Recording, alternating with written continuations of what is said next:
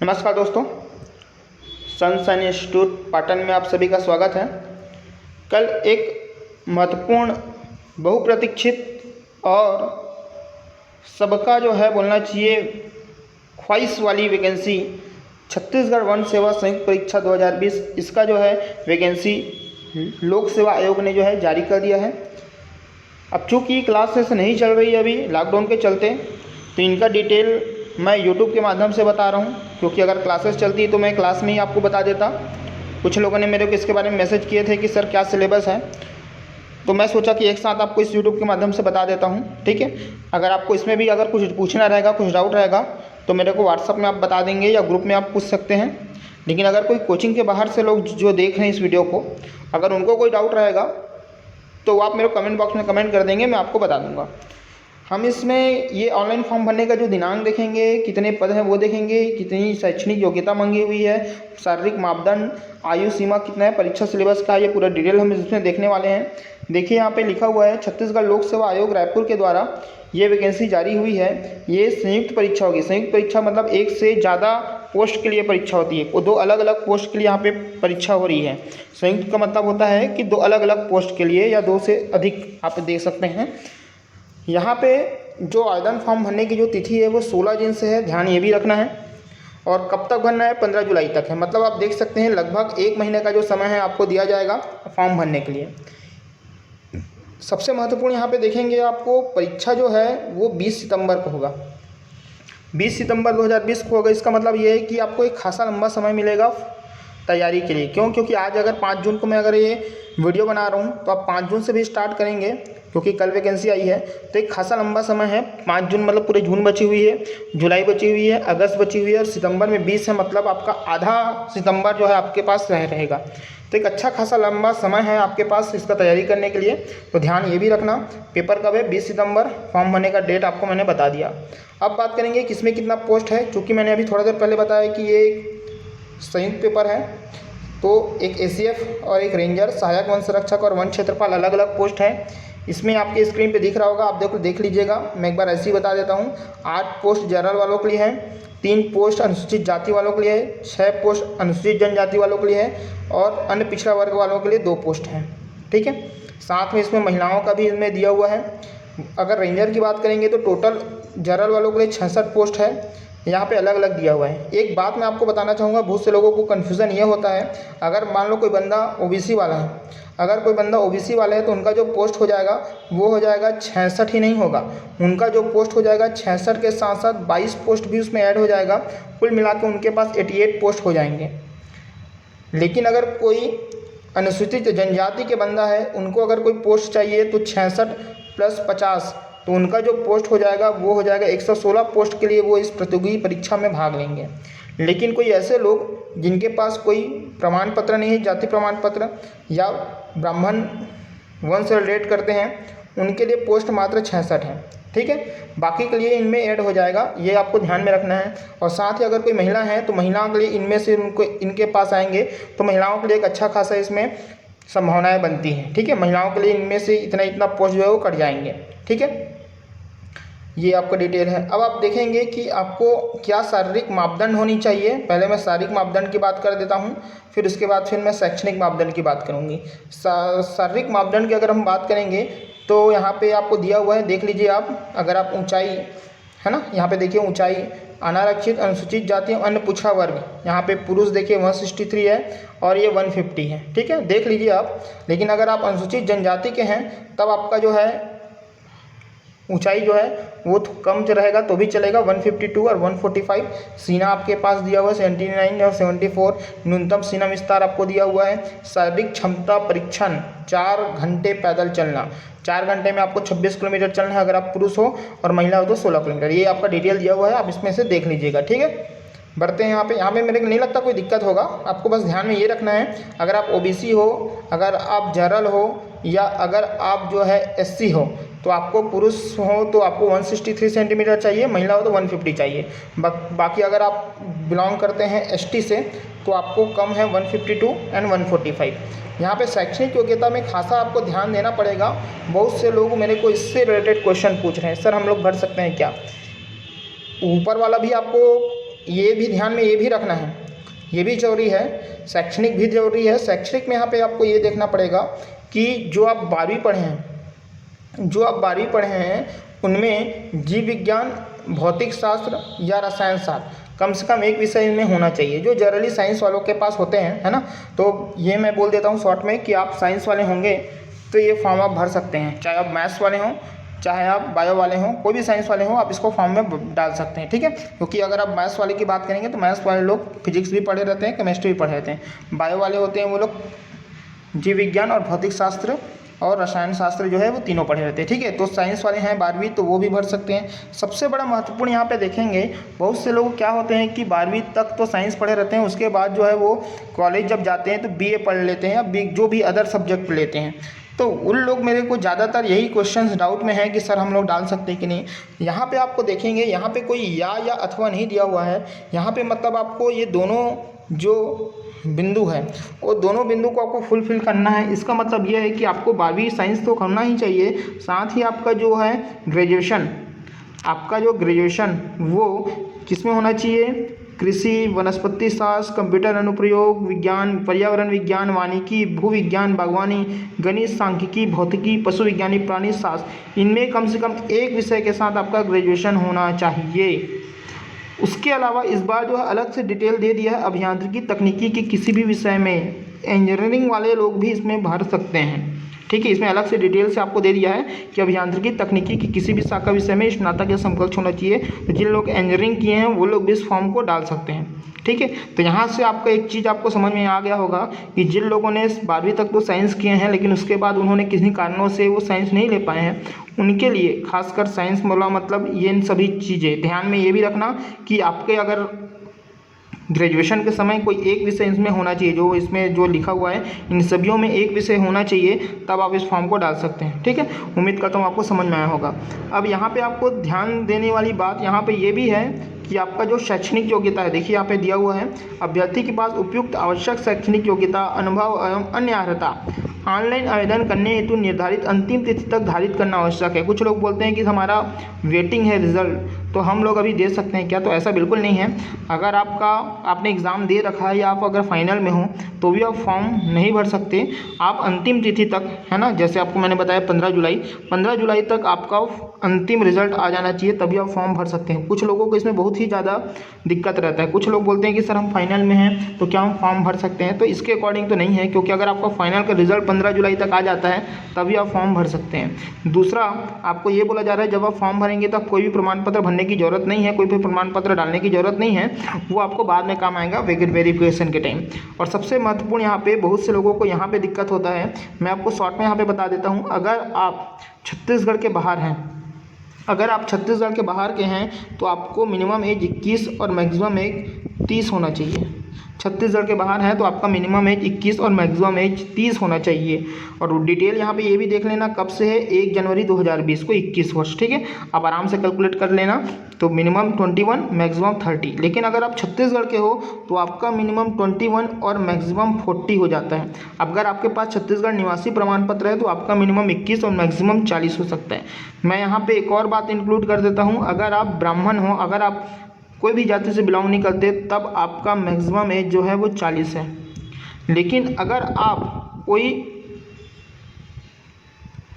अलग प्रवर्ग के हो, चाहे ओबीसी हो, चाहे एसटी हो, चाहे एससी हो, तो उनको जो है शासन के द्वारा जो छूट मिला हुआ है वो छूट मिल सकता है। 40 के बाद जो शासन ने छूट निर्धारित किया है 3 साल 5 साल, तो वो भी हो सकता है। लगभग अधिकतम जो है 5 साल तक जो छूट मिलता है। मतलब आप देख सकते हैं, अगर आप छत्तीसगढ़ से हो, अगर आप छत्तीसगढ़ के हो तो मतलब 21 साल से लेके 45 साल तक के लोग भी इसको डाल सकते हैं। ध्यान यहाँ पे ये रखना है कि ये 43 भी हो सकता है, 45 भी हो सकता है। अगर आप छत्तीसगढ़ के हैं तो आपको, अगर ब्राह्मण है या आपका जो है नहीं बना हुआ है प्रमाण पत्र, तो आपको 40 तक है। लेकिन अगर आपका जाति प्रमाण पत्र बना हुआ है तो आप देख लीजिएगा 43 वाले हैं कि 45 वाले, ठीक है। यहाँ से कोई डिटेल अगर हम होगा। और अगला देखते हैं कि परीक्षा जो योजना होगी वो किस तरीके से योजनाबद्ध तरीके से होगी, वो आप देखेंगे। देखिए आप क्या बोला जा रहा है, प्रश्न में बोला जा रहा है कि ये जो होगी वो 2 चरणों में होगी। पहला चरण जो होगा वो लिखित परीक्षा होगी। जैसे आप जानते हो ऑब्जेक्टिव पेपर होती है, लिखित परीक्षा का मतलब यहाँ पे लिखने वाला नहीं है, आपको यहाँ पे ऑब्जेक्टिव ही करना है। और दूसरा जो है वो होगी इंटरव्यू, साक्षात्कार होगी, ठीक है। और इसमें आप देखेंगे तो ये मेरिट के अनुसार बुलाया जाएगा, ठीक है। किस तरीके से कितने गुना बुलाएगा वो मैं आगे बताऊँगा, ठीक है। अब जो लिखित पेपर होगा उसमें 2 पेपर होंगे, एक दिन में 2 पेपर होना है। यहाँ पे ध्यान रखना, एक दिन में 2 पेपर होगा। जिस तरीके से पीएससी आप देते हैं राज्य सेवा परीक्षा, उसी तरीके से यहाँ पे एक दिन में 2 पेपर देना है। पहला पेपर जो होगा वो ध्यान में रखना है कि जो पेपर होगा वो सामान्य अध्ययन होगा, जीएस का पोर्शन होगा, भाषा होगा, भाषा में हिंदी अंग्रेजी छत्तीसगढ़ी रहेगा, साथ ही रीजनिंग होगा, साथ ही जो है मैथ्स होगा। तो आप देखेंगे, मैं इसका डिटेल आगे आपको सिलेबस में बताऊंगा। तो क्या क्या होगा, जीएस होगा, मैथ्स होगा, रीजनिंग होगा, और साथ ही लैंग्वेज में ध्यान में ये रखना है, यहाँ पे अंग्रेजी है ना, ध्यान यहाँ रखना। पीएससी जब हम राज्य सेवा परीक्षा देते हैं प्री, तो उसमें अंग्रेजी नहीं होती, लेकिन यहाँ पे आपको अंग्रेजी देना है। अगर हम पेपर नंबर 2 की बात करेंगे, ये दोनों पेपर एक ही दिन होंगे। पेपर नंबर 2 की बात करेंगे तो यहाँ पे देखिए विज्ञान, प्रौद्योगिकी, पर्यावरण, और साथ ही यहाँ पे 2 चीज़ें और आपको ध्यान रखना है, कृषि विज्ञान और वानिकी से संबंधित भी ऐड किया गया है। तो ये चीज़ें जो होंगी वो आपके 150 नंबर के प्रश्न ऊपर वाले, 150 नंबर प्रश्न नीचे वाले, 2.5 घंटे की पेपर होगी, और एक क्वेश्चन 2 नंबर की, तो अतः 300 नंबर के पेपर होगा। ध्यान में यहाँ पे ये भी रखना है कि यहाँ पे जो है निगेटिव मार्किंग है दोस्तों, यहाँ पे निगेटिव मार्किंग है। कितना है तो 1/3 है, 1/3 निगेटिव मार्किंग है, ठीक है। तो इसका जो पेपर होगा उसमें 1/3 जो है निगेटिव मार्किंग रहेंगे। एक क्वेश्चन के आपको 2 नंबर मिलेंगे, और एक क्वेश्चन गलत करने के आपको 2/3 नंबर कटेंगे, ठीक है। चलिए, तो और आपको यहाँ पे दिया गया है, एक और ध्यान आपको रखना है, अगर आप 2 पेपर होए जा रहे हैं, एक में आपने अधिकतम नंबर पा लिया, एक में आपने जो है बहुत कम नंबर पाए हैं, तो भी आप क्वालिफाई नहीं हो पाएंगे। क्यों? क्योंकि आपको अगर आप 33% पाते हैं तभी आप आगे के पेपर में या आगे के इंटरव्यू में आप शामिल हो सकते हैं, अगर आप जनरल वाले हैं। लेकिन अगर आप एसटी, एससी और ओबीसी वाले हैं तो आपको 23% पाने होंगे, जैसे कि राज्य सेवा परीक्षा उसमें भी होता है, ठीक है। समझ रहे हैं ना, 2 पेपर आपके होते हैं, आपको पता होना चाहिए। 2 पेपर मैंने जैसे ऊपर में बताया, प्रश्न पत्र 1, प्रश्न पत्र 2। पहला पेपर में जीएस है, लैंग्वेज है, मैथ्स, रीजनिंग है, हाँ। इसमें अगर आपका अगर अच्छा नहीं है, फिर आप इसमें जो कम पा लेते हो, और ये आपका अच्छा है, मान लो साइंस, आप इसमें हाईएस्ट पा लेते हैं, तो भी मतलब नहीं है, आपको कम से कम यहाँ पे 33% इसको भी पाना है, ठीक है। कोई डाउट आएगा तो पूछ लीजिएगा ज़रूर, ठीक है, क्योंकि आप लोग सब इस चीज़ को जानते हो। उनमें से अगर कोई भी इस चीज़ को नहीं जानते होंगे, मैं और डिटेल से बता दूंगा, आप लोग पूछ लीजिएगा। यहाँ पे डिटेल पूरा दिया हुआ है कि क्या होगा, किस तरीके से अगर बराबर आएगा तो क्या होगा, ये आप देख लीजिएगा।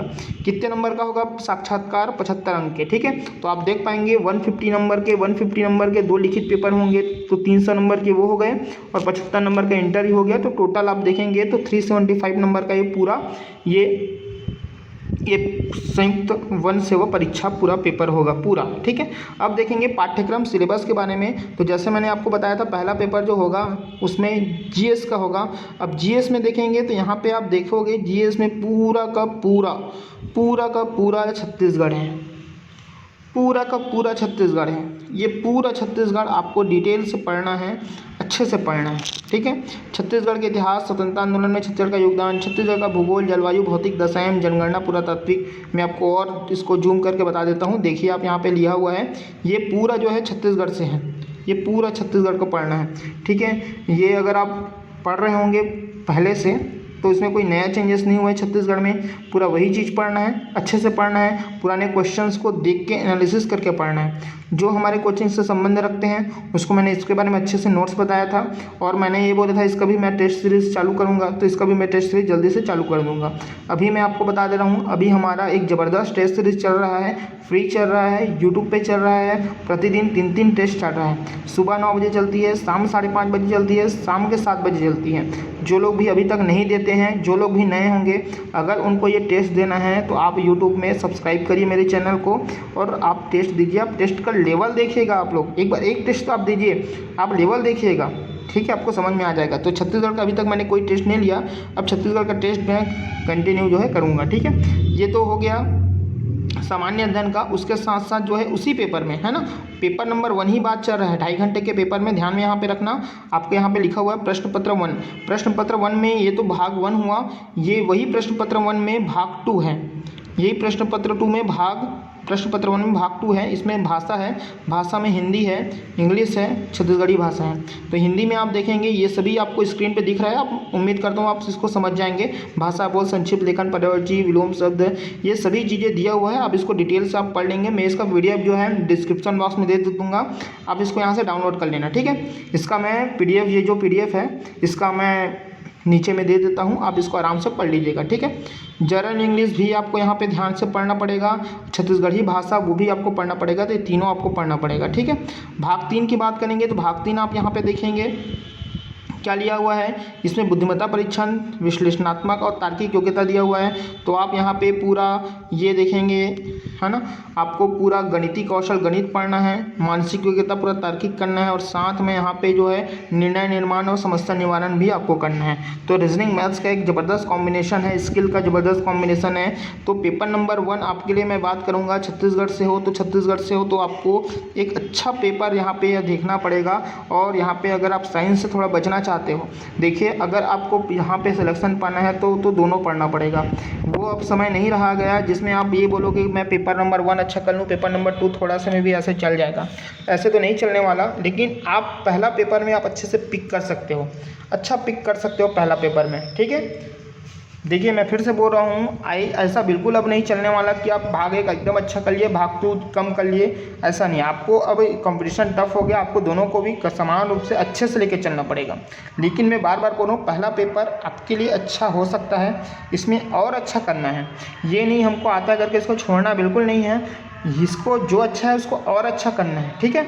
गणित, रीजनिंग, उसका टेस्ट सीरीज़ हमारा ये चलेगा, मैंने एक टेस्ट कंप्लीट करा दिया है, ये कंटिन्यू चलेगा जब तक क्लासेस नहीं चालू होती।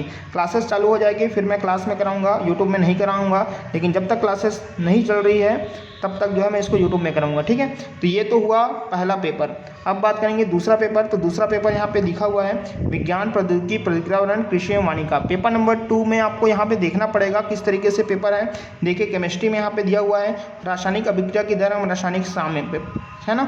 ये देखेंगे आप, इसमें पूरा डिटेल दिया हुआ है, आप देख लीजिएगा। रासायनिक अभिक्रिया की दर एवं प्रारंभिक ज्ञान, तीव्र एवं मंद रासायनिक अभिक्रिया, उत्क्रमणीय अनुत्क्रमणीय अभिक्रिया, रासायनिक साम्य, गति, अम्ल, क्षार, पीएच पैमाने, पूरा डिटेल यहाँ पे दिया हुआ है। आप इसको अच्छे से पढ़ लीजिएगा, मैं इसका डिस्क्रिप्शन बॉक्स में दे दूंगा, आप इसको डाउनलोड करके देख लीजिएगा, ठीक है। आपको कुछ नहीं, गूगल ड्राइव से डाउनलोड करना है। ये पेपर 10वीं के जो है सिलेबस को पूरा डाल दिया गया है इसमें, है ना। लेकिन आपको लेवल को अच्छे से पढ़ना, पहले तो 10वीं आपको पढ़ना पड़ेगा। देखिए मैं बार बार बोल रहा हूँ इस बात को, ये पूरा 10वीं के हैं, पूरा 10वीं के हैं ये। लेकिन आपको सबसे पहले तो 9वीं पढ़ना पड़ेगा, फिर 10वीं पढ़ना पड़ेगा। 10वीं अच्छे से पढ़ना पड़ेगा, लेकिन काफ़ी नहीं होगा आप 9वीं और 10वीं को पढ़ लेने के बाद। अब उसके बाद उसको हाई लेवल में पढ़ना, NCERT पढ़ना। NCERT पढ़ने के बाद आपको इसको हाई लेवल करके 11th और 12th को तक लेके जाना है, फिर आगे और बढ़ाना है इसको, ठीक है। लेकिन स्टार्टिंग आप कहाँ से करेंगे? 9th से करेंगे। 9th में ये चूँकि ये सिलेबस जो है वो 10th के ज़्यादा लगते हैं, 10th के हैं ये, लेकिन आपको स्टार्टिंग 9th से करना है, ठीक है। चलिए पहला जो आप जो प्रक्रिया जब स्टार्ट करोगे 9th से करोगे। और इसका मैं टेस्ट कंटिन्यू चला रहा हूँ। जिनको साइंस में डाउट होता है इसका लेवल आप देखना, मैं टेस्ट जो चल रहा है आप जाके देखिएगा। साइंस का मैं टेस्ट ले रहा हूँ, प्रतिदिन ले रहा हूँ, आप भी शामिल हो सकते हैं।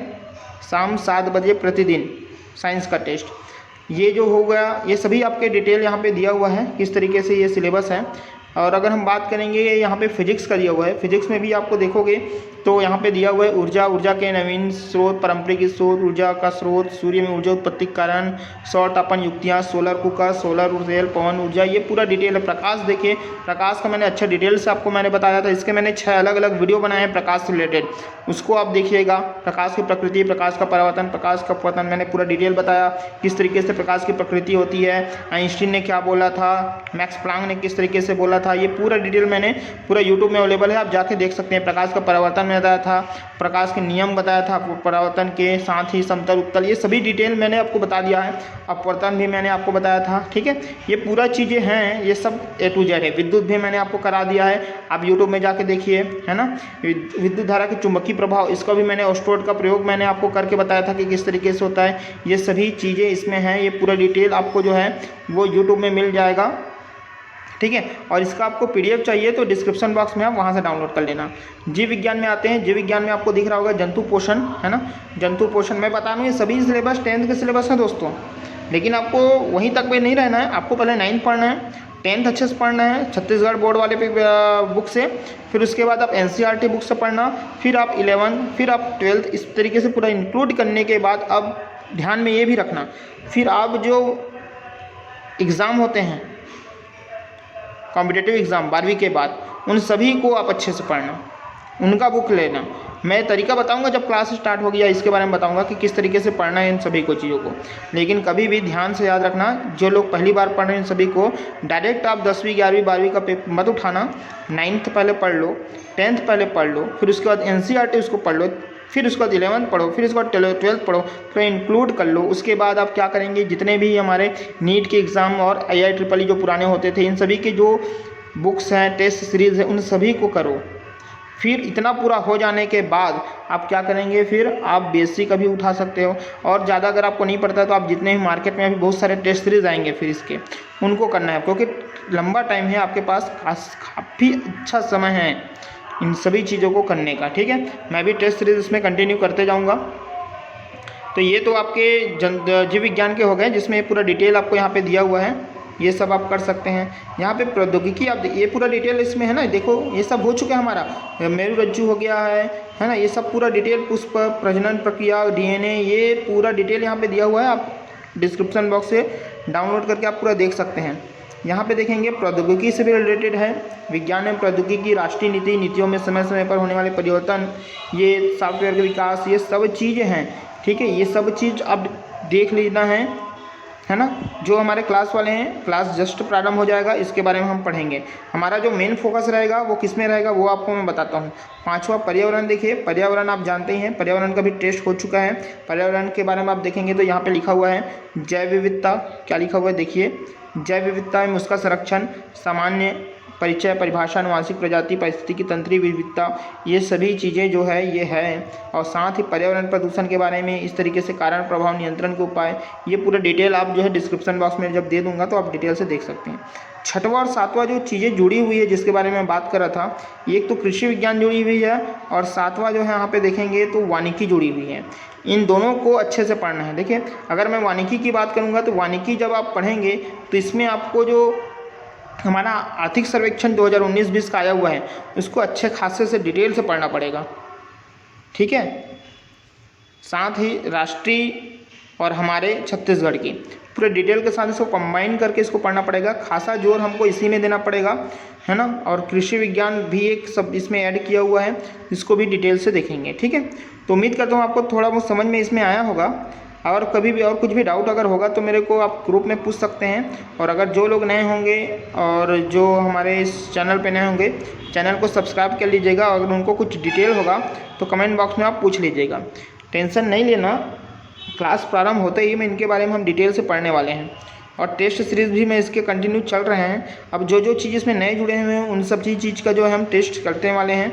ये फ्री है, मैं इसका कोई चार्जेस नहीं है इस टेस्ट का। आप कंटिन्यू करते जाएंगे, शाम 7 बजे, सुबह 9 बजे, और जो है शाम 5:30 बजे। ठीक है, तो ठीक है, अगर आपको कोई डाउट रहेगा तो मेरे को इसको पूछ लीजिएगा। ठीक, और आप लोगों में से कोई हमारे चैनल पे नए होंगे, चैनल को सब्सक्राइब जरूर कीजिएगा। ठीक है, धन्यवाद।